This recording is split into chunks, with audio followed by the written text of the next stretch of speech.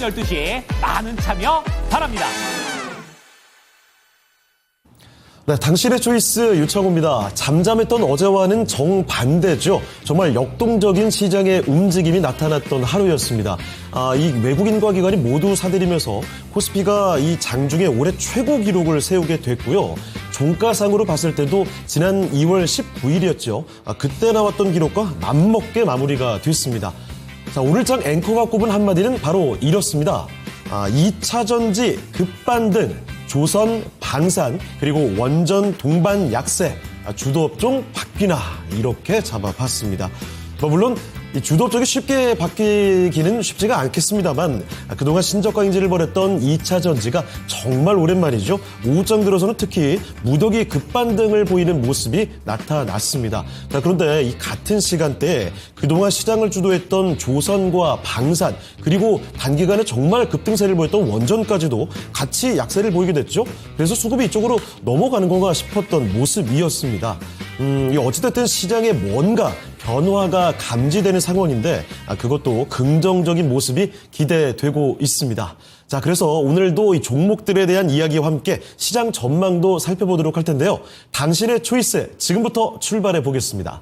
자, 먼저 출연자부터 소개를 해드리죠. 대범 투자자분의 조성일 대표 그리고 토마토 투자클럽의 이승석 전문가 모시고 이야기를 나눠봅니다. 네, 안녕하십니까? 예, 안녕하세요. 네. 자, 그러면 두 분이 꼽는 시장의 특징주를 살펴보고요. 그리고 추천주도 알아보는 시간, 전문가의 더블 초이스부터 살펴보겠습니다. 자, 오늘 두 분이 꼽아주신 특징주와 추천주 각각 두 종목씩 해서 네 종목이 있거든요. 자, 이 종목들을 확인해 보겠습니다. 띄워주시죠.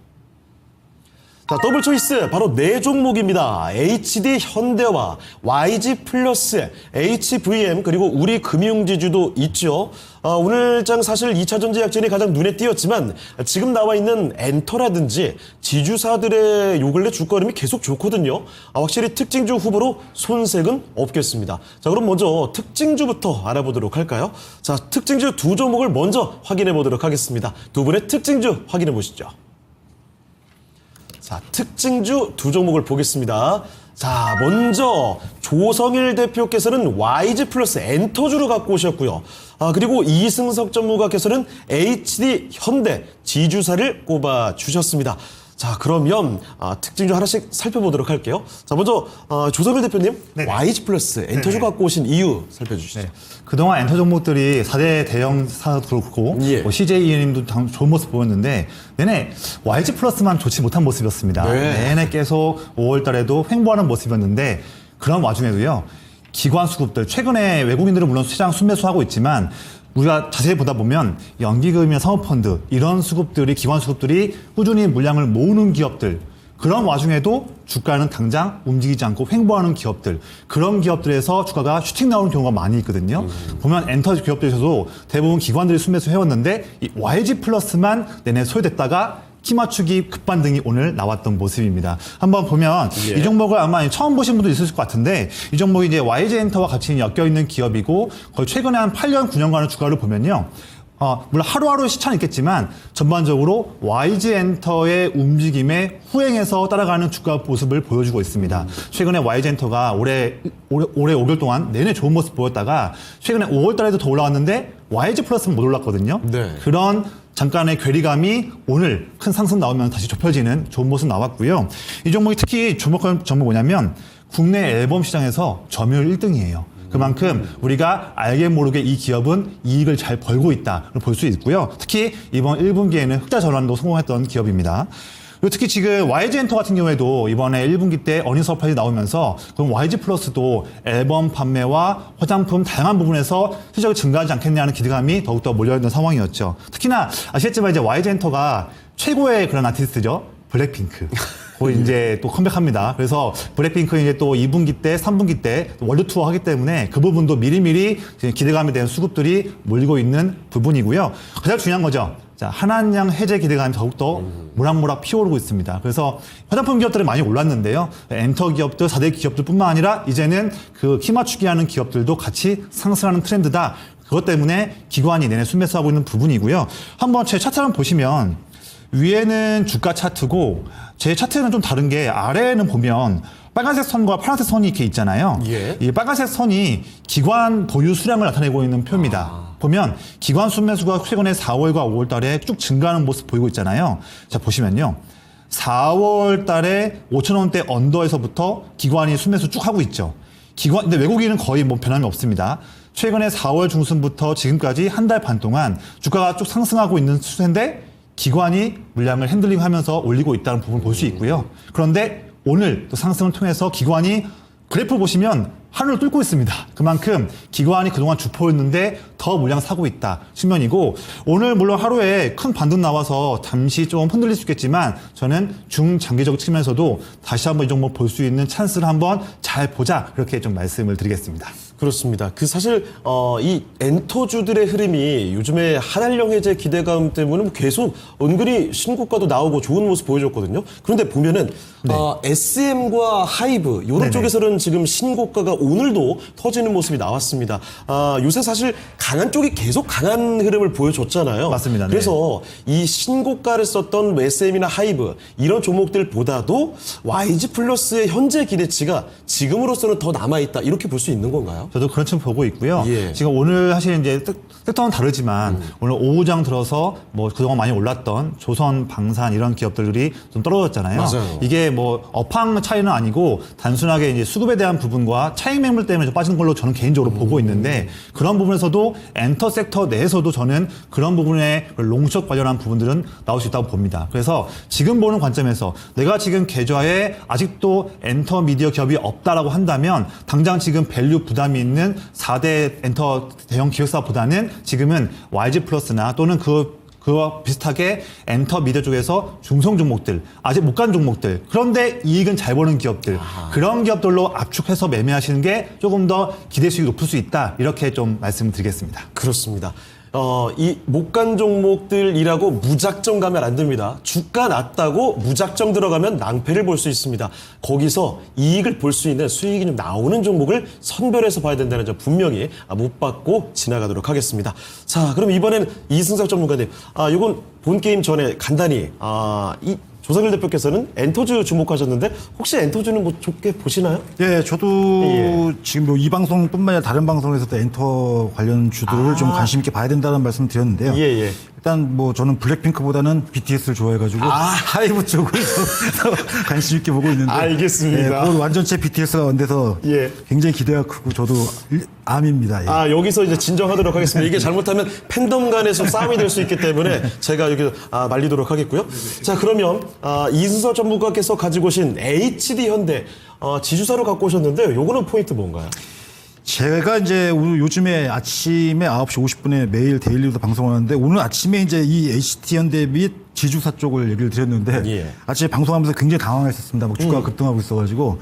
근데 이제 HTD 현대를 저희가 이제 말씀을 드리려고 하는 이유는 결국 이 시장의 성격을 우리가 좀 잘 좀 알아야 된다는 차원입니다. 그러니까 이 종목이 상징하는 부분이 꼭 HD 현대로 국한되는 게 아니라, 오늘 시장에서 보시게 되면은, 그러니까 오늘이 아니라 이제 최근 이제 이번 주 들어서 보면은 한화가 이제 어제 지주사 이제 급등을 했었죠. 그렇죠. 그다음에 오늘까지도 그 시세가 연결되는 흐름이 나왔고, 그러더니 이제 그 바톤 터치를 HD 현대가 하면서 오늘 SK 지주사들도 움직임이 나오고, 그 외에도 GS라든지 그동안 안 움직였던 이 지주 종목군들까지도 움직이기 시작했다는 거에 좀 주목할 필요가 있습니다.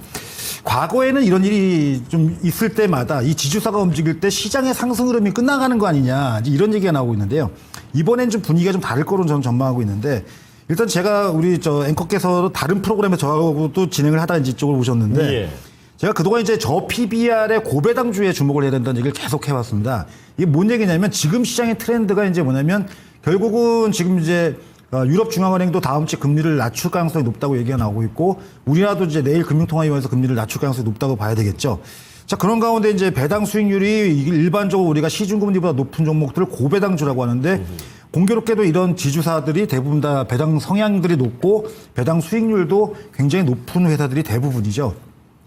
자, 그럼 HD 현대의 매력은 역시 뭐냐면 그런 부분. 그러니까 요즘 이제 우리가 이전에 이제 상법 개정에 대한 얘기, 이게 뭐 정치적 문제니까 제가 이걸 심각하게 다루지는 않겠습니다만 어쨌든 트리거 역할을 해줬다는 거죠.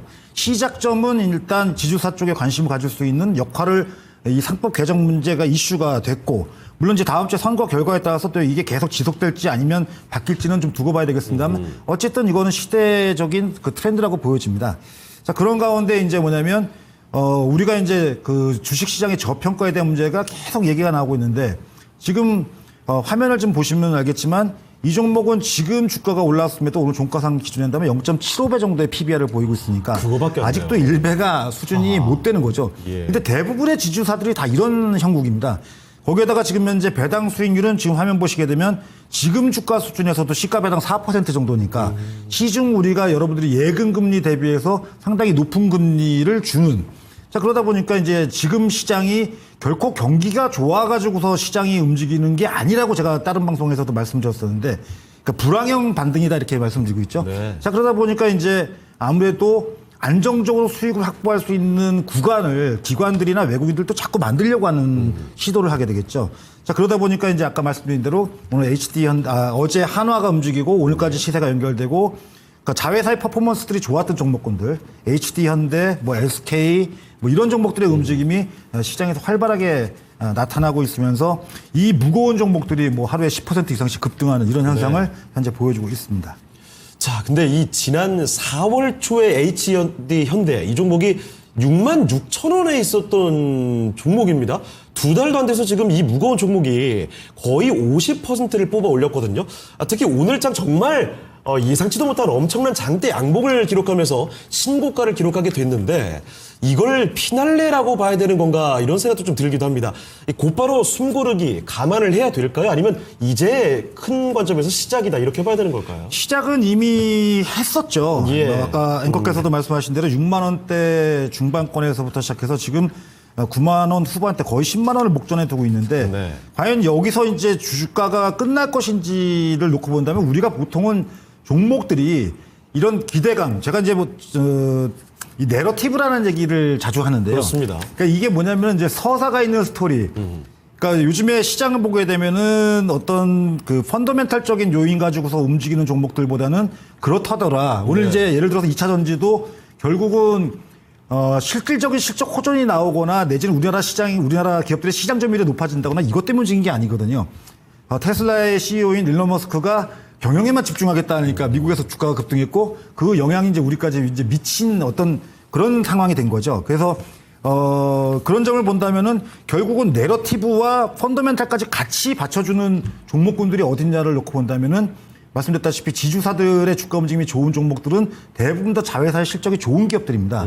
자, 그런 면에서 본다고 한다면은 나중에 시장이 조정을 받을 때 과연 누가 더 많이 하락할 것인지를 놓고 본다면 실적도 좋고 스토리도 좋은 종목들이 주가 움직임이 더 탄탄할 거고 또 그렇지 못하고 아까 얘기한 대로 그냥 그렇다더라는 그 스토리 기반으로 한 종목군들의 주가 움직임은 시장이 조정받을 때 그 조정폭이 더 커질 수 있다는 점을 좀 유념하셔야 된다면 지금의 HD현대 주가 움직임이 강세 보이는 게 어떤 고점의 끝자락을 달리기 위한 거라기보다는 설령 여기서 조정이 나온다고 하더라도 그 이후에 추가적인 상승 시도를 충분히 할 수 있다고 보여집니다. 네.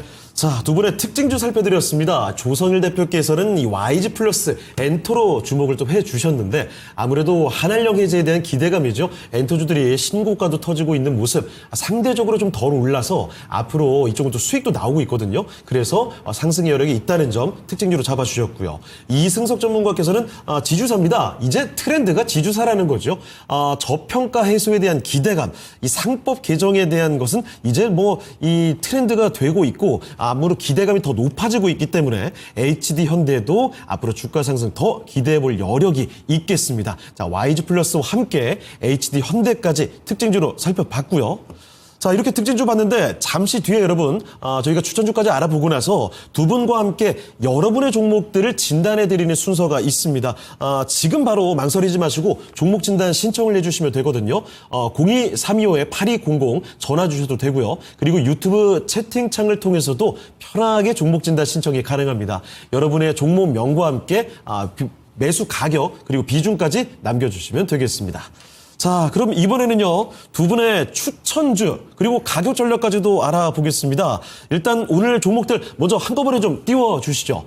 자, 앞서 살펴봤던 특징주, 네 종목 가운데서 HD현대와 YG 플러스는 살펴봤고요. 이제 추천주 두 종목 남았습니다. HVM, 우주항공 종목이죠. 그리고 우리금융지주, 은행지주가 남아있습니다. 자, 그렇게 된다면, 이 왠지 지주사가 또 보이는 걸로 봐서, 이 지주사가 또 이승석 전문가의 추천주가 아닐까라는 추측도 되는데, 한번 확인해 보도록 하겠습니다. 자, 오늘 추천주 바로 확인해 보시죠. 네. 역시 그렇군요. 오늘장 추천주. 일단 이승석 전문가의 추천주가 우리금융주죠. 지주사고요. 조성일 대표의 추천주는 HVM입니다. 자, 그러면 먼저 조성일 대표님. 네. HVM 우주항공기도 나왔습니다. 맞습니다. 요거 네. 꼽아주신 이유는요? 사실 이 종목은 제가 항상 이 방송 때마다 매번 말씀드리면서 좋은 성과를 냈던 종목인데 제가 봤을 때는 한 번 더 공략할 찬스가 왔기 때문에 또 나왔다. 자신이 가져온 종목이고요. 이 종목 아마도 처음 보신 분도 있어서 설명 한번 드릴게요. 이 종목이 특히 이제 우리가 우주 쪽 봤을 때 미국에 보면 일론 머스크가 운영하는 스페이스 X라는 기업 아실 거예요. 이미 전 세계에서 민간 우주 쪽을 주도하고 있는 기업인데 이 스페이스 X 이 기업과 엮여 있는 기업들이 투자 심리로도 참 좋은 모습 보이고 있고 실제 매출과 엮여 있는 기업들은 더욱더 주가가 상승하는 힘이 강한 모습입니다. 이 HVM도 그런 종목이에요. 그래서 스페이스 X의 발사체에 적용되는 첨단 합금을 제조하고 있는 기업이고요. 미국에 있는 다양한 경쟁사와 보다 보니 HVM이 갖고 있는 어떤 단가가 낮으면서도 효율이 좋은 그런 제품들을 꾸준히 납품하고 있다. 이게 가장 큰 장점입니다. 그리고 지금 수주 증가가 늘어나고 있어요. 그래서 수주가 물밀듯이 늘어나다 보니까 더욱더 증설을 늘려가면서 지금도 잘하고 있지만 앞으로 1년, 2년, 3년 뒤에 더 잘하기 위한 준비를 꼬박꼬박 잘하고 있는 기업이다. 말씀드릴 수 있고 특히 첫 번째 증설하는 대규모 효과가 올해 말에 나올 수 있는 전망이기 때문에 우리가 그 종목을 올해 3분기, 4분기보다는 지금 최근에 횡보하고 있을 때 이럴 때 접근할 줄 알아야 우리가 아주 의미 있는 성과를 낼 수 있지 않을까 생각이 됩니다. 이 종목 특히나 우리가 지금 우주 기업들을 좀 봐야 될 이유가 좀 있어요. 뭐죠? 보면 우리가 주식 투자를 할 때 그 기업의 실적도 증가하는 것도 중요하고 수익도 중요하겠지만 다가오는 중요한 이벤트가 있는 것도 중요하잖아요. 기대감, 심리가 또 작용이 그렇죠. 되니까. 왜냐하면 사람과 사람이 거래하는 거니까요. 6월 달에 우주 관련한 이벤트가 많이 있습니다. 한 번씩 설명 좀 드리면 제가 좀 메모를 해봤는데 당장 6월 2일 날 월요일에 미국 우주기술 박람회가 4일까지 3일간 또 이어지게 되고요. 그다음에 6월 3일에는 우리나라 대전인데 대전에서 국제우주 컨퍼런스가 열립니다. 더 있어요. 더 있고 뭐냐면 6월 16일 날 이때 파리에서 에어쇼를 하면서 전시도 하겠지만 여기서 방산과 우주 관련한 기업 참여하면서 다양한 또 그런 부분들이 나오기 때문에 봐야 되고요. 특히 6월 달에는 스페이스X의 스타링크 국내 서비스 개시하는 일정이 있기 때문에 6월 달에 우주 관련한 이벤트가 잔뜩 모여 있다. 그런 부분에서 스페이스X가 가장 중심되는 키워드인데 어떤 기업이 좋을까 봤을 때 지금 기관 형님들 수급들은 HVM을 꾸준하게 물량을 모으고 있습니다. 차트 한번 좀 볼게요. 차트 보시면 현재 위의 모습이 주가 흐름이고 아래를 보시면 또 빨간색 그래프 증가하고 있는데 이게 기관 순매수가 증가하는 부분입니다.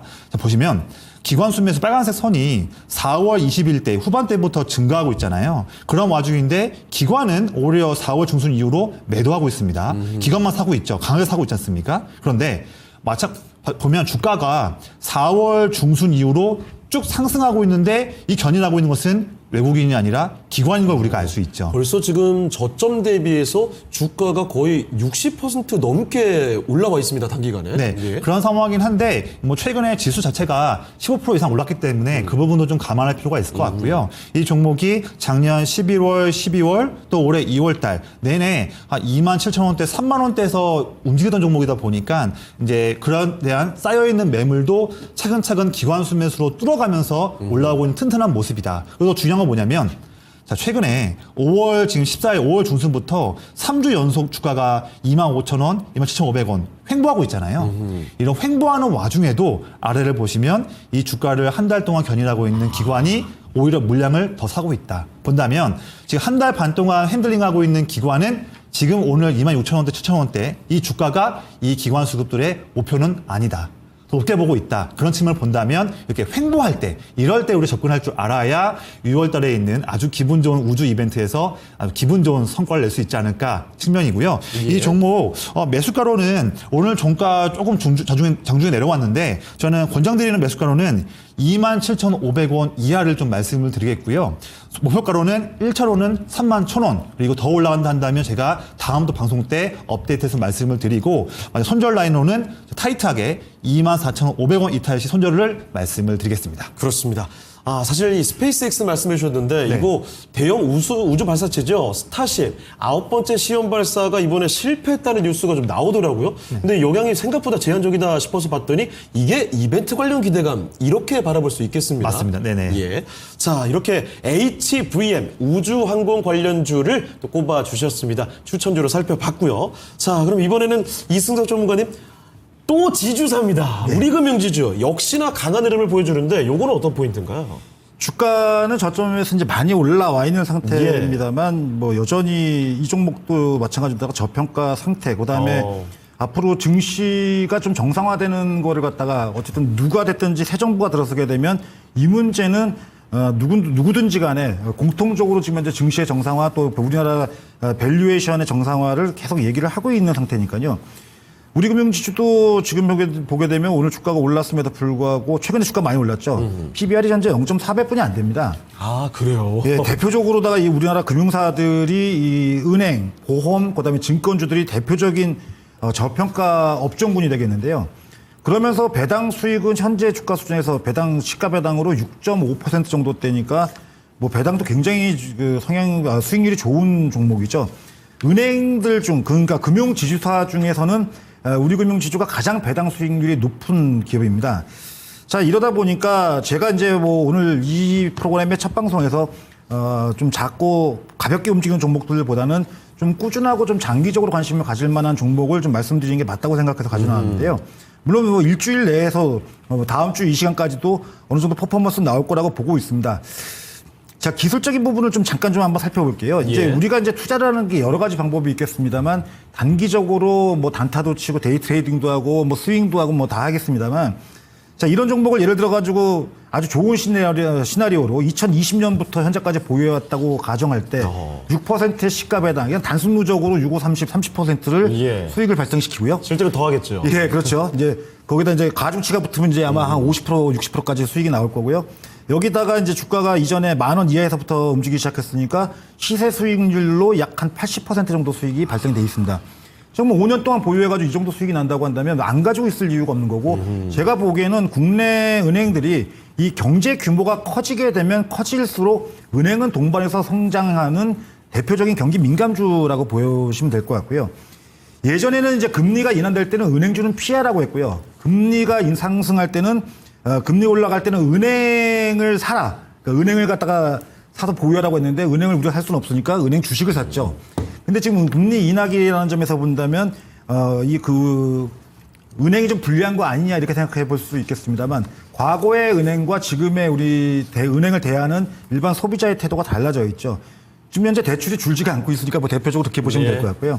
자, 그러다 보니까 지금 현재 단기적으로 주가가 많이 올라와 있다고 하더라도 제가 보는 기준하에서는 현재 구간에서 아까 그런 단기적으로다가도 아까 SK나 내지는 HD 현대 같은 슈팅 구간이 나올 가능성이 높다 보니까 많이 올라왔어도 뒤늦게라도 매수 한번 동참해가지고 하다못해 단기적으로 다 그런 스윙 개념이나 트레이딩 개념으로 접근하셔도 뭐 충분히 단기적 좋은 수익을 발생시킬 수 있을 거라고 이렇게 보고 있고요. 자, 이러다 보니까 우리금융지주에 대해서 단기적인 관심이 좀 필요하고 지금 어떻게 본다면 지주사들이 순환매성으로 슈팅이 나오고 있는데 아마 조만간에 그런 움직임이 나올 거라고 이렇게 보여집니다. 그래서 여기에 이제 더불어가지고 아까 얘기한 대로 대선 후에 뭐 상법 문제 관련된 내용이 나와서 어쨌든 주주들을 위한 정부의 조치가 이루어질 경우에는 앞으로 더욱 더 좋은 퍼포먼스가 나올 가능성이 높다고 이렇게 보고 있습니다. 네, 자, 그럼 가격 전략을 어떻게 볼 수 있을까요? 지금 오늘 이제 19,000원 쪽의 가격 돌파를 시도하다가 약간 되밀리면서 끝났습니다만 뭐 차트 한번 흐름을 좀 볼까요? 지금 보게 되면 주가가 많이 올라오는데 요즘에 보게 되면 거래량이 없이 올라오고 있죠. 뭐 사상 최고가 쪽을 가다 보니까 만만하게 지금 현재 올라오고 있습니다만 이런 곳에서 이제 아까 말씀드린 대로 거래량이 크게 수반된 단기적으로라도 슈팅 구간이 한번 나올 가능성이 있다고 보여집니다. 자, 그래서 19,000원 이하권에서는 매수가 얼마든지 가능하다고 볼 수 있겠고요. 다만 단기적으로다가는 17,800원 정도를 종가상 이탈한다면 단기적인 약간 조절성 구간이라고 이렇게 보시면서 손절매를 좀 고려하실 필요가 있겠고요. 솔직히 뭐 손절매를 하기보다는 추가 매수하고 싶지만 방송이다 보니까 이제 이렇게 말씀드리는 게 맞을 것 같고 제가 볼 땐 이 기업이 완벽한 PBR의 저평가 해소를 할 수는 없습니다. 뭐 국내 은행이나 이 금융주가 가진 어떻게 보면 숙명이라고 할 수 있겠는데요. 하지만 24,000원 정도까지는 충분히 올라갈 가능성이 여력이 현재 구간에서 남아있다고 볼 수 있겠고요. 이거는 기관상으로 본다면 제가 볼 때는 한 3개월에서 한 5개월 정도 사이 정도 보고 있으니까요. 뭐 그 정도의 투자 관점에서 보신다고 한다면 아니면 좀 더 길게 보시면은 연말까지 가져가서 내년도에 연말에 그 배당 락을 당하고 그다음에 배당까지 받는 투자를 고려하셔도 크게 무리가 없을 거라고 생각합니다. 네. 자, 두 분의 추천주 살펴드렸습니다. 아주 흥미로운 종목들이 나와 있는데 성격이 꽤 다른 듯 보여도 요즘에 주가 흐름 참 좋게 흘러가고 있는 두 종목이었습니다. 자, 먼저 조석일 대표께서는 우주항공으로 주목을 해주셨네요. HVM입니다. 미국의 일론 머스크가 이끄는 우주 기업이죠. 스페이스 X 관련된 종목입니다. 특히나 6월, 이제 다가오는 6월에 우주 관련된 이벤트가 굉장히 많다고 합니다. 그래서 매수 가격은 27,500원 이하에서 목표가 31,000원까지 바라보시고 손절가 24,500원은 지켜주실 필요가 있겠습니다. 자, 그리고 이승석 전문가께서는 또 지주사로 주목해 주셨는데 우리금융지주 은행 지주사입니다. 지주사가 현 증시의 핵심이라는 거죠. 아직도 저평가 구간, 상법 개정에 대한 기대감과 함께 사상 최고가 경신이 됐는데 아직도 더 남아 있습니다. 매수 가격은 19,000원 이하에서는 얼마든지 가능할 것 같고요. 목표가 단기 24,000원까지 그리고 손절 가격은 17,800원 종가 이탈 시에는 주의가 필요하다는 점 꼭 기억을 해두시죠. 자, 이렇게 해서 두 분의 선택지를 살펴봤습니다. 여러분은 또 어떤 선택지가 더 끌리실지 궁금하거든요. 유튜브 채팅창을 통해서도 여러분의 의견 한번 남겨주시면 좋겠습니다. 자, 그럼 이번에는요, 전문가의 초이스가 아니고요, 여러분의 초이스 살펴보도록 하겠습니다. 시청자 여러분의 종목들 신청을 받아서 진단을 하나씩 도와드릴 텐데 지금 바로 남겨주시면 되겠습니다. 전화로도 먼저 가능하죠. 02-325-8200으로 전화 주실 수가 있고요. 유튜브 채팅창을 통해서도 쉽게 종목 진단 신청이 가능합니다. 종목명과 매수 가격, 비중까지 꼭 남겨주시길 바랍니다. 자, 그러면 첫 번째 종목부터 바로 가보겠습니다. 첫 번째 종목은 오랜만에 뵙는데요. 절파고TV님이 오셨습니다. 한국파마고요. 22,500원. 비중은 많지는 않습니다. 7% 보유를 하고 계시는데 17,000원 목표가로 진단을 받았는데 조금씩 떨어지는 것 같아요. 목표가에서는 나올 수 있을까요? 별 이슈는 없는 것 같아요라고 다소 실망감을 내비치시는 것 같습니다. 이 종목의 현재 주가가 지금 14,000원대까지 내려와 있습니다. 좀처럼 큰 반등이 나오질 않는 모습인데 22,000원대에 매수를 하셨으니까 지금 상당히 데미지가 있는 구간이라고 볼 수가 있겠죠. 욕심을 부리는 건 아니고 17,000원 정도까지도 갈 수 있을까? 지금은 많이 좀 체념한 구간이 아닌가 싶습니다. 과연 17,000원 그 이상까지 갈 수 있을까요? 알아보도록 하죠. 자, 그러면 조석일 대표님, 네. 한국파마입니다. 요거 매수 가격까지는 꽤 많이 멀어 보이고 17,000원 정도까지는 도달할 수 있을까요? 네. 사실 절파고TV님께서도 저 방송 때도 많은 질문을 주셔서가지고 저도 기억에 많이 남는 또 귀한 분이신데 일단은 종목이 너무 좀 아쉬운 종목을 좀 많이 갖고 계신 것 같아요. 근데 이 한국파마 같은 경우에도 좀 아쉬운 행보가 있는 종목인데 보시면 이 종목이 이제 주가가 최근에는 물론 중요한 이슈 봤을 때는 얀센과 함께 뭐 조현병 치료제 이런 또 기대감이 있으면서 중요한 키워드 나왔던 종목이긴 해요. 근데 사실 3월 달도 보면 매우 중요한 이슈가 나왔음에도 불구하고 주가가 움직이지 않았고요. 두 번째는 뭐냐면 이 종목이 옛날에 2020년, 21년 이럴 때 코로나 그런 부분 때문에도 급등했던 종목이지 않습니까? 그런데 최근에 4월 말과 5월 달에 홍콩과 뭐 대만과 일부 동아시아 쪽에서 코로나 확진 부분들 이런 이슈 때문에 최근에 뭐 CJN이나 다양한 기업들 급등하고 있는데 그런 중요한 코로나 관련한 이슈에서도 또 이 종목은 움직이지 않고 있습니다. 자, 그러면 이 종목 주가가 좀 올라가려면 뭐가 나와야 됩니까? 저는 사실 좀 보이지가 않거든요. 이 종목을 크게 움직였었던 두 가지 이슈가 3월과 4월 말 5월 두 가지 이슈가 나왔음에도 불구하고 주가가 움직이지 않고 있습니다. 그 말은 즉 이 종목이 정말 이 오랫동안의 지금 저항 매물을 뚫기 위해서는 정말로 우리가 예기치 못한 큰 호재가 나와야지만 나올 수 있는 그런 좀 어려운 국면에 와 있는 거죠. 그 부분 때문에 주가를 보시면 현재 제 차트에서는 녹색 선이 61선 저항, 회색이 121선 저항인데 둘 다 물론 주가가 횡보를 하고 있지만 바로 위에 저항 61, 121 그 두 가지의 중장기 저항에 억눌리면서 제대로 된 돌파도 하지도 못하고 힘들어하는 구간이 있습니다. 근데 보시면 4월 9일 날부터 지금까지 주가가 거의 뭐 오른 게 없습니다. 그런데 시장은 코스닥만 하더라도 4월 9일부터 지금까지 10% 이상 급등이 나왔는데 지수가 그만큼 급등이 나왔는데 가벼운 종목의 한국파마가 전혀 따라가지 못하고 그만큼도 오르지 못하고 있는 부분을 한다면 또 그 사이에 코로나 이슈가 있었음에도 불구하고 움직이지 못하고 있다 한다면 너무 좀 기대감이 있기보다는 현실적으로 이 종목을 잘 좀 매도하는 관점이 중요할 것 같아요. 물론 비중이 7%라서 이 정도 비중은 참 나이스합니다. 이게 비중이 컸다고 한다면 더욱더 암울한 상황이겠지만 그렇죠. 이 정도 비중 나쁘지 않고요. 더 비중 추가하지 마시고 좀 과감하게 말씀드릴게요. 이 종목 사실 큰 매력이 없는 종목이기 때문에 이 종목으로 계속적으로 기회비용 날리기보다는 같은 동종 만약에 제약바이오 기업을 본다 한다면 이 기업 말고 교체 매매를 해서 차라리 최근에 이번 주에 금요일 날 있는 아스코 미국 임상종합학회 관련해서 기관의 수급들이 꾸준히 몰리고 있는 그런 힘찬 기업들로 매매 교체하시거나 아니면 올해 3분기 4분기에도 개별적인 그런 파이프라인 관련해서 라이센스 아웃이 기대되는 그런 기업들로 매매를 교체하셔가지고 이 종목에 대한 아쉬움을 그런 동종기업 제약바이오 기업으로 수익을 내서 매매를 만회하는 그런 좀 액티브한 전략이 꼭 필요한 종목이고요. 만약 이 종목이 최근에 4월 중순부터 지금까지 계속 14,000원은 깨지 않고서 횡보하고 있는데 그게 사실 좋은 건 아니에요. 왜냐 모멘텀이 없으니까 관심이 없는 종목이니까 횡보하고 있는 거죠. 만약에 이 종목이 더 빠져서 뭐 아쉽게 저도 그렇게 원치는 않지만 만약에 14,000원 라인도 지키지 못하고 깨진다 한다면 너무 안타까운 지금 상황이지 않습니까? 그런데도 불구하고 그때는 더 물량을 다 정리를 하시기를 권장드리겠고요. 만약에 단기적인 모멘텀으로 반등이 나온다 하더라도 주가가 지금 121선 저항이 위치하고 있는 15,000원, 15,500원 그 라인에 오게 되면 그때도 좀 미련 없이 물량을 정리해서 정리하고 나면 그 자금으로 말씀드렸던 것처럼 동종 제약바이오 기업에서 정말 라이센스 아웃 관련한 기대감이 힘이 있고 또 메이저 수급도 특히 기관 수급들이 꾸준하게 사고 있는 그런 기업들로 매매를 교체하시는 부분을 권장드리겠습니다. 네. 조금 아쉬운 이야기일 수도 있겠습니다만 지금은 좀 과감하고 냉철한 대응이 적극적인 대응이 필요한 구간이지 않을까 싶습니다. 한국파마 지금 소실이 꽤 나와 있습니다만 여기서 좀 빠져나오셔서 종목을 더 괜찮은 종목으로 교체를 해보시면 어떨까 싶네요.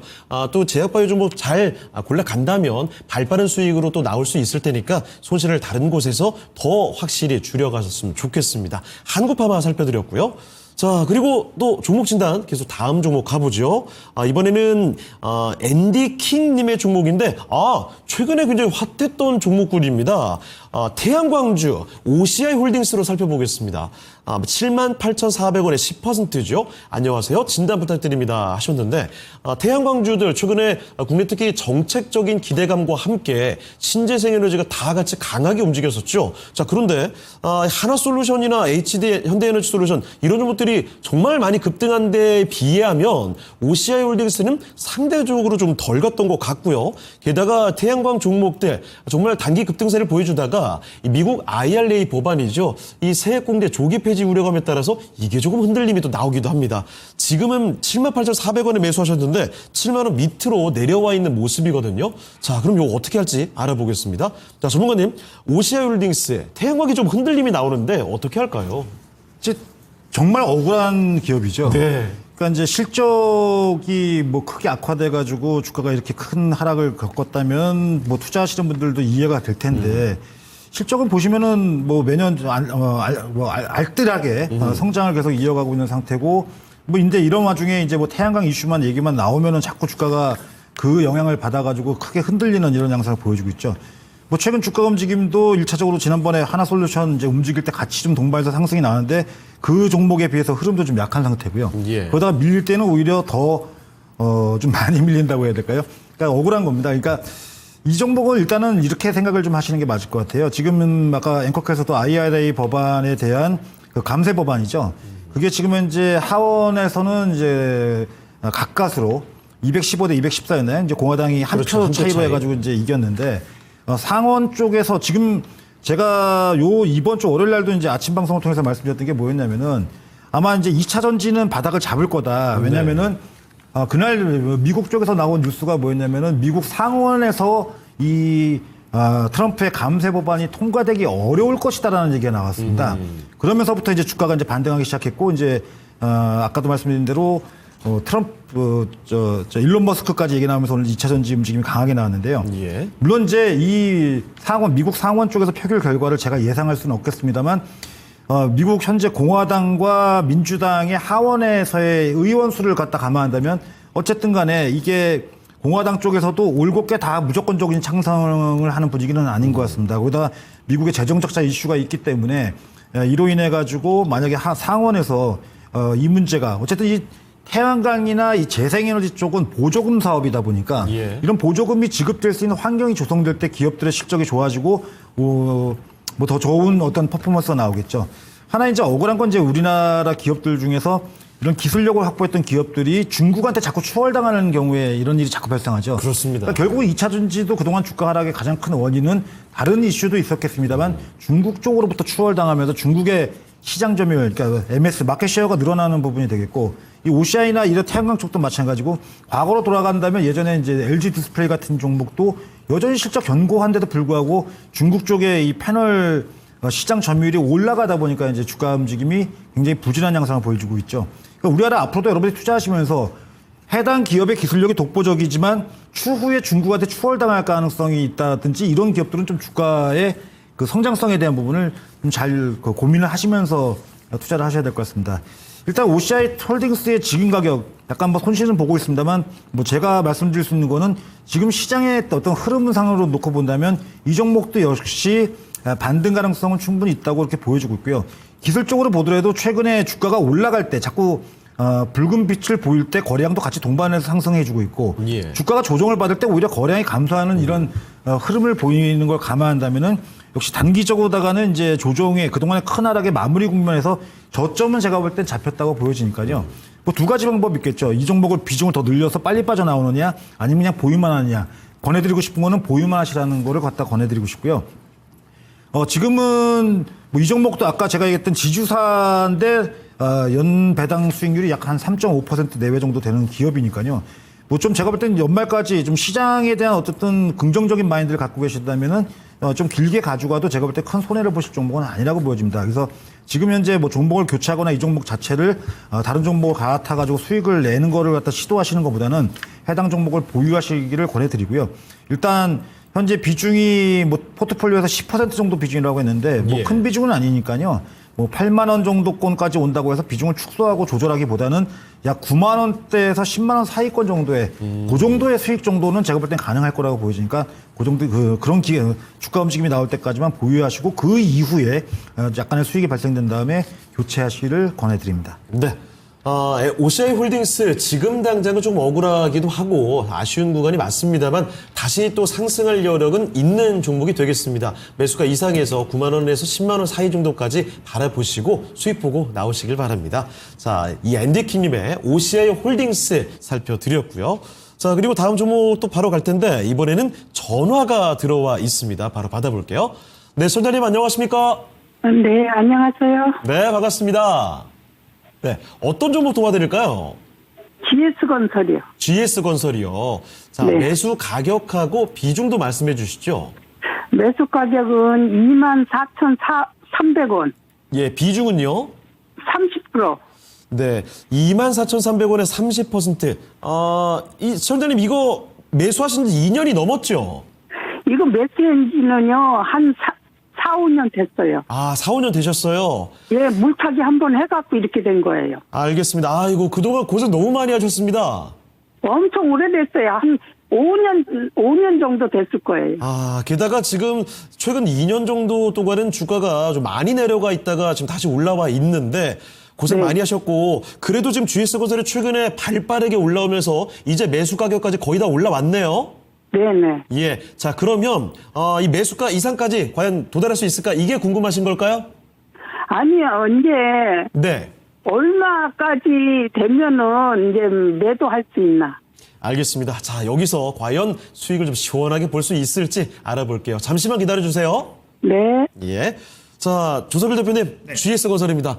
와, 5년을 보유하셨는데. 그러니까요. 예. 근데 결국은 매수가 거의 다 왔어요. 네네. 요즘에 정말 빨리 올라왔거든요. 맞습니다. GS건설, 뭐 더 멀리 볼 수 있나요? 제가 이 종목들을 체크를 하면서 봤던 게 뭐냐면, 예. 와, 진짜 5년 동안의 기다림이 이제서야 큰 빛을 보실 것 같아요. 정말 어려움 많았습니다. 네, 이제는 오히려 이거를 기분 좋게 야 지금 10% 수익 나는데 언제 팔지? 이제 20% 수익인데 언제 팔지? 오히려 이제는 수익 실현을 언제 할지에 대한 그런 기쁜 부분으로 대응을 하셔야 될 것 같아요. 예. 지금 오늘 최근에도 급등하고 있고 또 오늘도 물론 힘 있는 모습 나오고 있지만 물론 주식이니까 단기 상승이 컸기 때문에 잠깐 또 흔들림은 있을 수 있겠죠. 하지만 이 종목이 3분기, 4분기에 쭉 이어지면 이어질수록 점점 더 튼튼한 우상향 추세를 볼 수 있으니까요. 이 종목 지금 종가가 22,000원대 중반을 마감했는데 좀 더 엉덩이 지금 5년 기다렸는데 앞으로 6개월, 1년 더 못 기다리겠습니까? 더 엉덩이 무겁게 보유하셔가지고 이 종목 최소한 3만 원대 이상에서 매도하시길 권장드리겠고요. 그에 대한 좀 이유를 좀 말씀을 드릴게요. 예. 이 종목 좀 이제 뭐 아쉬운 내용이지만 2023년 2년 전쯤에 그때 이제 검단 거기 붕괴 사고. 네, 맞아요. 그 부분 때문에도 충당금 5천억 이상을 싸게 되면서 너무 어려웠던 시기가 있었습니다. 그런 와중에 그 어려움을 겪고 나서 그 이후에는 회사 자체적으로도요, 이제 지금 물론 회계적으로도 많이 보수적인 그냥 운영을 하면서 더욱더 내실이 튼튼해진 부분도 있고 그 부분을 통해서 차후에 지어지는 어떤 신규 주택 물량이나 아파트 물량들이나 또는 기존에 지었던 물량들을 한 번 더 점검하면서 어떻게 본다면 23년에 그 사건 때 이전과 그 이후에 GS건설의 그런 주택 건설을 하는 부분이나 AS대전이나 그런 부분들은 더욱 튼튼해진 부분을 볼 수 있거든요. 예. 그렇게 보시는 부분을 권장드리겠고 또 한 가지 뭐냐면 최근에 수처리 기업이라고 해서 이니마라는 그런 부분이 있는데 이거를 매각한다는 또 이슈도 있습니다. 그 부분도 주가에 좀 더 도움될 수가 있고 더 나가서는요. 제가 차트를 좀 볼게요. 지금 보는 차트는 일봉 차트거든요. 일본만 본다 한다면 작년 12월 초에 고점이었던 19,000원, 2만 원 라인을 뚫었는데 자, 제가 주봉 한번 볼게요. 주봉. 자, 넘겼습니다. 보시면 지금 이게 지금 2023년부터 거의 지금 2년 반 동안의 차트 모습이에요. 제가 선을 한번 그어본다면 이 선을 그었는데 자, 오늘 종가가 22,600원 마감했는데 보시면 23년 1분기, 2분기, 3분기 그 당시 때의 고점 부분을 2년 동안 내내 고생하다가 드디어 이번에 돌파했습니다. 그렇습니다. 그 부분 보시고 더 중요한 것은 월봉이에요. 네. 한번 보겠습니다. 월봉 보시면 자, 거의 지금 2015년부터 지금까지 10년간 차트를 보고 있어요. 그래서 중요한 선 하나 그어보겠습니다. 자, 이 선을 그었거든요. 죄송합니다. 이 선이 뭐냐면 2만 원 라인이에요. 네. 2016년 초의 저점. 제가 빨간색 원을 그어볼게요. 자, 2016년에 저점 2만 원, 예. 그리고 올라갔다가 2020년 코로나 때 그 당시 때 저점이었던 종가 기준 2만 원. 근데 이 부분을 결국 2022년과 23년에는 못 뚫으니까 그게 밀렸죠. 그리고 돌파하려고 했는데 작년 2분기 때 돌파하려고 했지만 또 돌파를 실패했고요. 왜냐하면 거의 지금 8년, 9년치의 저항이 있으니까 못 예. 뚫었던 거죠. 그거를 이번에 뚫었습니다. 네. 한다면 지금 최근 2년뿐만 아니라 10년간 차트를 보더라도 정말로 의미 있는 변곡점을 볼 수 있는 그 2만 원 라인을 강하게 뚫었다. 그 부분 볼 수가 있고 특히나 이제 조기 대선 끝나고 나면 다음 차기 정권에서 경기 부양에 대한 기대감 그리고 또 올해 또 금통위에서 미국과 함께 금리를 한두 번 정도 내릴 수 있는 그런 기대감 한다면 예. 건설 업종의 우호적인 모멘텀이 보이는데 GS건설은 매우 중요한 저항 라인을 뚫었다. 그런다면 이 종목은 3만 원 이상까지는 봐야죠. 예. 그런 측면에서 자신 있게 엉덩이 무겁게 홀딩을 말씀드리겠습니다. 네. 소장님, 그동안 고생 너무 많이 하셨고요. 이제는 편안하게 수익을 바라보시면 되겠습니다. 이거 지금 팔지 마시고 3만 원대까지 지켜보세요. 네. 알겠습니다. 다음에 또 전화 주시길 바랍니다. 네네, 고맙습니다. 예. 자, 이렇게 해서 전화 종목 진단 받아봤습니다. GS건설 살펴드렸고요. 자, 종목 진단을 빠르게 좀 한 종목 정도는 더 챙겨보도록 하겠습니다. 이번에는 박상훈님의 종목인데요. 반도체로 가보죠. 하나마이크론입니다. 16,000원에 10% 중장기로 진단 부탁드립니다. 자, 주무관님, 하나마이크론 참 오랜만인데 만원대 고만고만하게 잘 안 움직이네요. 어떻게 봐야 될까요? 지금 매수가가 상당히 높네요. 16,000원이면은 지금 이제 오늘 종가가 1,580원이니까 손실을 상당히 많이 보고 계시는데요. 그렇습니다. 지금 이제 하나마이크론만 문제가 아닙니다. 이 반도체 후공정 쪽 기업들의 주가 움직임 전체적으로 다 안 좋습니다. 제가 차트를 좀 보면서 설명드릴게요. 그럼 좀 이해가 더 빠르실 것 같아요. 예. 지금 보는 화면은 이제 하나마이크론이고요. 대표적인 후공정 업체만 제가 빠르게 보여드릴게요. 네. 자, 이건 SFA입니다. 자, SFA 또 거의 하나마이크론 주가 움직임은 거의 똑같죠. 그러네요. 그다음에 네페스도 대표적인 후공정 업체죠. 똑같이 똑같습니다. 바닥입니다. 예, 그다음에 해성 DS도 마찬가지죠. 오히려 더 안 좋죠. 예. 자, 이런 배경에는 결국은 지금 현재 시장의 반도체 트렌드는 AI 반도체 관련된 부분 쪽이지, 과거에 이 전통적인 그 반도체 쪽엔 실제 삼성전자 쪽이 실적이 크게 악화되는 건 아닙니다만 경쟁으로 인한 실적 악화가 계속 나오고 있다는 거죠. 매출은 느는데 하나마이크론 같은 경우도 작년도 실적 보게 되면은 매출은 늘고 영업이익도 났습니다만 결국은 손실을 기록했다는 게 가장 큰 문제인 거죠. 그러니까 이런 부분에 있어서 본다면 결국 어떤 그 업황이 혁신적으로 좋아져야 되는데, 지금의 시장의 그 반도체 트렌드는 역시 뭐 아까 말씀드렸다시피 AI 쪽입니다. 그러니까 예. 당분간 뭐 여기서 팔기는 너무 이제 아깝다고 제가 말씀드릴 거고요. 추가적으로 더 하락하지는 않을 것 같습니다. 다만 여기서 강력한 반등이 나와가지고 지금 시청자분께서 가지고 계신 가격대권까지 회복이 된다고 한다면은 그때는 과감하게 종목을 좀 교체하시는 게, 왜냐하면 지금부터 시작해서 이분이 매수하신 가격이 18,000원까지 오르면 주가가 근 70% 80%까지 올라가는 거거든요. 그렇죠. 자, 그렇게 되면은 단기적으로다가 또 아래쪽에 산 사람들은 또 차익 실현을 하려고 들 거고요. 이런 맥락에서 볼 때는 그 정도 가격권, 대략 뭐 기술적으로 봐도 18,000원대 위쪽에서는 상당히 매물이 존재하니까 예. 그 정도까지는 기다려 보시되, 거기서는 수익을 기대하시기보다는 손실을 만회한 상태에서 교체 매매를 권해드리고 싶습니다. 네. 자, 손실 줄이고 나오는 전략을 말씀해 주셨습니다. 이렇게 종목 진단은 마무리해 보도록 하겠고요. 자, 이번엔 증권통 AI 뉴스 전해드리도록 하겠습니다. 박희지 캐스터 나와주시죠. 증권통 AI가 선정한 오늘의 뉴스입니다. 밸류업 지수가 코스피 200을 웃도는 성과에도 불구하고 관련 ETF의 거래량은 급감했습니다. 엔비디아의 실적 발표를 앞두고 반도체 업종이 들썩였습니다. 텐센트가 SM 지분을 사들이면서 한한령 해제 기대감을 자극했습니다. 일론 머스크 CEO가 본업 복귀를 선언하면서 2차 전지주가 동반 상승했습니다. 먼저 첫 번째 뉴스입니다. 밸류업 프로그램이 1주년을 맞이해 코리아 밸류업 지수가 리밸런싱 종목을 발표했습니다. 최근 밸류업 지수는 연초 대비 11.43% 상승하면서 코스피 200 상승률을 앞지른 바 있는데요. 그러나 투자자들의 반응은 시큰둥합니다. 시장 대표 지수보다 높은 수익률에도 불구하고 관련 ETF의 거래액은 연초 대비 10분의 1 토막이 난 것으로 파악됐습니다. 투자업계에서는 이번 발표로 다시 한번 관심을 모을 수 있을지 주목하고 있는데요. 이번 밸류업 지수는 총 100개 상장사로 구성됐으며 27곳이 신규 편입되고 32곳이 편출됐습니다. 주주환원에 미흡했던 오뚜기와 시젠 등이 구성 종목에서 빠졌고, 대신 기업가치 재고 계획을 밝힌 아모레퍼시픽과 JB금융지주 등이 새롭게 포함됐습니다. 아모레퍼시픽은 오늘 하락하면서 파란불 켜내면서 마감을 했고, JB금융지주는 2.12% 상승한 채 18,320원의 종가를 형성했습니다. 이어서 다음 뉴스입니다.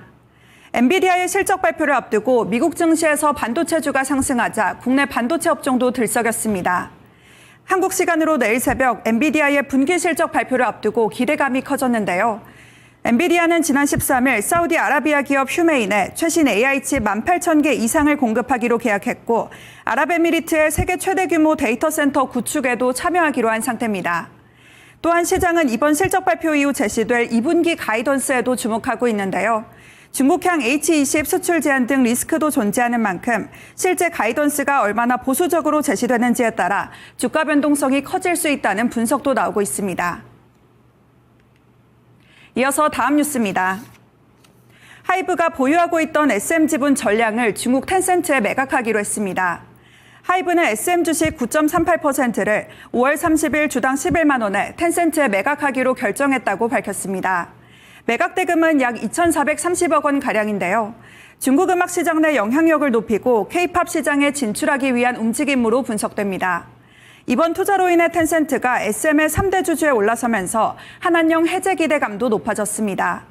또한 이번 계약으로 인해 SM은 오버행 우려를 해소했고, 하이브는 투자 자산을 회수해 성장 동력을 확보했다면서 양측 모두 윈윈이라는 분석이 제시됐습니다. 이에 SM 주가는 장 초반 급등하면서 신고가를 경신했는데요. 장 후반 상승분을 모두 반납하면서 1.54% 하락한 12만 7,900원에 마감했습니다. 이어서 마지막 뉴스입니다. 간밤 일론 머스크가 테슬라에 집중할 필요가 있다는 발언을 내놓으면서 테슬라가 7%가량 급등하자 국내 2차 전지 관련주도 동반 상승 흐름을 보여줬습니다. 최근 2차 전지 업황은 전기차 캐즘 현상과 정책 불확실성 등으로 인해서 최근 부진한 모습을 보였는데요. 국내 증시 대표 2차 전지주 10개 종목의 시가총액은 올해 들어서만 45조 원 넘게 증발했습니다. 다만 LG에너지솔루션과 삼성 SDI가 미국 공장에 LFP 배터리 생산 라인을 설치한다는 소식이 전해지면서 테슬라의 급등과 더불어 투자 심리가 개선됐습니다. 오랜만에 우려를 덜고 반등에 나서고 있는 가운데 LG에너지솔루션은 5.5% 상승한 28만 7,500원에 마감했고 LNF는 15.42% 상승한 55,400원의 종가를 형성했습니다. 이 밖에 탑머티리얼도 10.27% 오른 26,850원의 종가를 형성했습니다. 이 밖에 오늘의 테마주와 종목 한 줄 브리핑까지 알고 싶다면 증권통 모바일 앱에서 확인해 볼 수 있습니다. 지금까지 오늘의 주요 증시 뉴스 AI 뉴스로 정리해드렸습니다. 네, 이렇게 해서 증권통 AA 뉴스 박예지 캐스터와 함께 살펴봤습니다. 자, 그럼 이번에는요, 내일장 초이스 시장 전략으로 한번 가보도록 하죠. 자, 먼저 조상일 대표님, 내일장 초이스 어떻게 봐야 되겠습니까? 네, 물론 이제 내일 새벽에 네. 엔비디아 관련한 이벤트, 맞아요. 매우 중요한 이벤트가 있지만 그렇다 하더라도 기본적으로 지금 미국과 미국과 한국 증시가 단기 과열권을 잘 해소한 다음에 다시 한번 또 상승할 수 있는 힘을 갖추고 있습니다. 그래서 투자에 자신감 가져보시고요. 일단 이번 주에 아까 미국 임상중앙학교에 아스코 일정이 있습니다. 예. 그중에서 종목들이 참가하는 기업도 많이 있고 관련 기업들이 많이 있지만 그중에서 저는 기관수 매수가 꾸준히 들어오는 기업들을 보고 있어요. 본다면 많지 않습니다. 알테오젠, ABL 바이오, 리가켄 바이오, 그다음에 대웅제약 이런 기업들이거든요. 이 기업들 좀 더 우선순위로 한번 보시기를 권장드리겠고 마지막 내용은 제가 아까 오늘 이제 초이스 종목으로 HVM 말씀드렸는데 그때 말씀드렸을 때 6월 달에 우주 관련한 이벤트가 많이 모여 있다. 그 부분들 한 번 더 체크 한번 해보시고요. 더불어서 6월 1주차 때 미국 백악관에서 알래스카 LNG 서밋 관련한 이벤트도 있어요. 예. 그래서 최근에 또 조정받고 있는 LNG 관련 종목들 그런 종목들도 아래 단기 눌리면 눌릴 때 한번 관심 있게 보시는 관점도 마지막으로 말씀드리겠습니다. 네, 자, 이렇게 해서 조상일 대표께서 주요 이벤트들 정리를 해주셨고요. 자, 이승석 전문가께서는 내일장 초이스 어떻게 보십니까? 일단 제가 준비된 자료 화면을 좀 보여드리면서 먼저 설명드릴게요. 예. 지금 시장이 요즘에 이제 트럼프 때문에 연초부터 굉장히 흔들림이 많다 보니까 그렇습니다. 시장에 대해 확신을 못 갖는 분들이 많으십니다. 지금 현재 제가 보여드리는 차트는 이제 미국의 그 금리 동향하고 이제 금리하고 이제 그다음에 S&P 500 지수의 연동된 움직임입니다. 제가 몇 해 보면은 이제 동그라미 친 구간인데 그때가 이제 금리 동결된 구간입니다. 예. 지금 동그라미 하나 3개 있죠. 그때마다 오히려 시장이 굉장히 강한 상승이 나옵니다. 아, 예. 이게 뭔 얘기냐면은 지금 이제 미국이 자꾸 이제 금리를 언제 인하할 것이냐에 대해서 시장이 관심을 갖고 인하를 해야지 좋은 걸로 우리가 알고 있습니다만 그렇지 않다는 겁니다. 금리가 오히려 동결되는 기간이 길어지면 길어질수록 미국의 경제는 견조한 거고요. 자, 그러니까 이제 시장이 어떤 안도랠리를 하면서 과거에도 보게 되면 강력한 상승은 오히려 금리를 낮추다가 동결된 구간, 더 이상 내리지 않는 구간. 그러니까 저는 물론 올 하반기 때에 미국이 금리를 한 번 더 인하한다 뭐 이런 얘기 나오고 있습니다만 인하를 안 하고 동결되는 기간이 길수록 증시에는 우호적일 거라고 보는 거고요. 그 나머지 국가들 20이라든지 우리나라 같은 경우는 오히려 금리를 낮추는 게 더 우호적이라고 보시면 됩니다. 또 다음 화면을 좀 볼까요? 예. 이거는 이제 중국에 관련된, 그러니까 중국이 6월 달에 이제 추가적인 이제 경기 부양책을 내놓는다고 얘기를 합니다. 그렇죠. 그러니까 6월 FOMC 다음에 있어서는 6월 또 중국의 이제 경기 부양책인데 중국의 시중의 유동성이 증가할 때 그 돈이 우리나라 투자를 하는 건 아닙니다만 우리나라의 연관 산업 쪽의 실적이 좋아지는 흐름 때문에 주시장이 좋아졌던 걸 갖다가 제가 이 네모친 구간에서 확인할 수가 있는 거고요. 그 외에 또 다른 요인들을 한번 볼까요? 이제 내일 이제 금융통화위원회 금리 결정이 예정돼 있는데 내부적으로 본다면은 우리나라는 금리를 인하하는 게 더 낫다고 말씀드렸고요. 여기에 이제 골드만삭스가 어제 이제 그런 얘기가 나왔죠. 대선이 끝나게 되면은 이제 한국 주식이 그들만의 시간, 상승의 시간이 다가올 것이다. 그래서 골드만삭스는 이제 국내 한국 주식에 대해서 매수 권고, 그러니까 투자 비중 확대를 얘기를 하고 있습니다. 그다음에 다음 주에는 이제 ECB에서 이제 아까 얘기했다시피 금리 인하에 대한 가능성은 계속 지금 언급이 되고 있는 거고. 자, 그러면은 아까도 말씀드린 대로 트럼프도 결국은 제가 이걸 또 지난번에 한번 말씀드렸던 것 같은데 밀당을 하는 중이죠. 그렇죠. 내 말 들을래? 안 들으면 이렇게 할 거야. 그 다음에 또 빠져나오고. 예. 결국 트럼프도 지금 현재 미국 경기가 악화되고 미국 주식시장이 하락하는 것을 원치 않습니다. 결론적으로 그렇습니다. 그러니까 단기적으로 엄포성 이슈를 제기한 다음에 한 발짝 뒤로 물러나주고 여기다가 이제 오늘 이제 방산주가 크게 밀렸는데 6월 24일 날, 6월 25일 날 나토 정상회담이 열릴 예정입니다. 지금 이제 어제 발표 나온 겁니다. 유럽의 그 나토 회원국가들 32개국이 미국의 요구대로 GDP의 5%를 국방비 증액하겠다고 나왔습니다. 그래요? 예, 발표해서 이제 합의가 됐다. 물론 이제 구체적인 얘기는 6월 24일 날 나토 정상회담에서 하겠죠. 그 돈의 규모가 얼마냐면요. 그러니까 미국의 나토 회원국들이 미국을 제외하고 GDP의 5%씩 다 방위비를 증액할 때 한국 돈으로 1,660조입니다.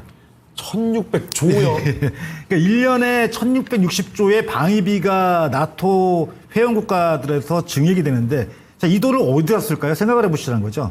군인들을 갑자기 늘릴까요? 아니면 무슨 뭐 밥을 그냥 햄버거를 줬던 걸 스테이크를 주면서 뭐 식비를 늘릴까요? 그게 아니죠. 결국 장비를 사겠죠. 자, 그렇게 본다면 방산주는 아직도 제가 볼 땐 갈 길이 먼 종목군이지 뭐 이런 부분을 요즘 시장이 좀 밀렸다고 크게 우려할 필요는 없겠고요. 예. 내일 아침에 엔비디아 실적 발표하는데 이미 저는 엔비디아에 대한 시장의 우려는 다 반영됐다고 보고 있습니다. 그래서 그런 부분을 염두에 두시고 시장에 대해서는 좀 자신감을 가지시고요. 최소한 6월 말 7월 중순 정도까지는 지금의 흐름이 단편적인 짧은 조정은 있어도 큰 조정은 없다고 그렇게 보시면 될 것 같습니다. 네. 자, 그럼 이쯤에서 오늘 함께 해주신 두 분은 인사드리도록 하겠습니다. 자, 두 분 오늘 말씀 고맙습니다. 예, 감사합니다. 자, 이렇게 해서 오늘 두 분과 함께 이야기 나눠봤습니다. 당신의 초이스. 아쉽지만 오늘 순서는 여기서 마치도록 하죠. 지금까지 다양한 투자 판단에 대한 도움 말씀을 드렸습니다. 하지만 특정 종목의 상승과 하락을 보장하지 않는다는 점 꼭 기억을 해주시고요. 저희는 다음 이 시간에 다시 돌아오겠습니다. 시청해주신 여러분 고맙습니다.